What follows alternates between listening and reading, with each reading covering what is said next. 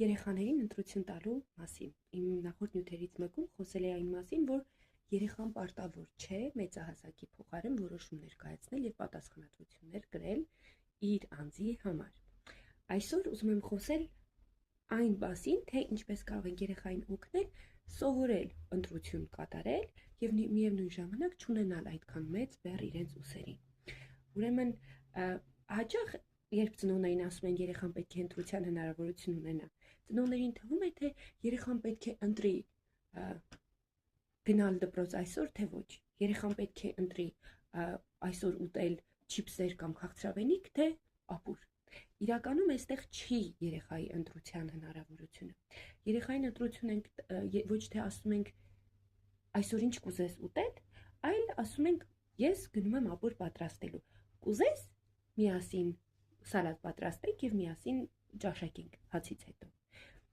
Ոչ թե ասում ենք կուզես քրոջդ հետ խաղալ, թե սենյակում, չգիտեմ, համակարգչային խաղերով զբաղվել, այլ ասում ենք քրոջդ հետ պետք է խաղաս։ Կուզես լեգոներով խաղալ, թե մագնիսներով։ Կուզես խաղալ տիկնիկներով, թե խորանարդիկներով։ Այստեղ է կատարվում երեխայի ընտրությունը ու հենց այստեղ է որ մենք թույլ ենք տալիս երեխային ընտրություն կատարել, ոչ թե մեծ գլոբալ կարևոր հարցերում։ Այսպիսով մենք երեխային օգնում ենք ավելի կարևոր զգալ, նրան տալիս ենք պարտականություններ, իհարկե տարիքին եւ հասունության աստիճանին համապատասխան, եւ միևնույն ժամանակ նրան սովորեցնում ենք օգտակար լինել ուրիշների համար։ Երեխան հասկանում է, որ այս կյանքը չի պատտվում իր շուրջը, իրենից դուրս կան մարդիկ, կան գործեր, որոնք պետք է արվեն, սակայն նա կարող է որոշել այդ գործը ինչից սկսել կամ ինչպես անել։ Այսպիսի փոքրիկ հնարքներով կասեի, կարող ենք երեխային եւ տալ հնարավորություն որոշումներ կայացնելու եւ միևնույն ժամանակ օգնել նրան ավելի հասուն,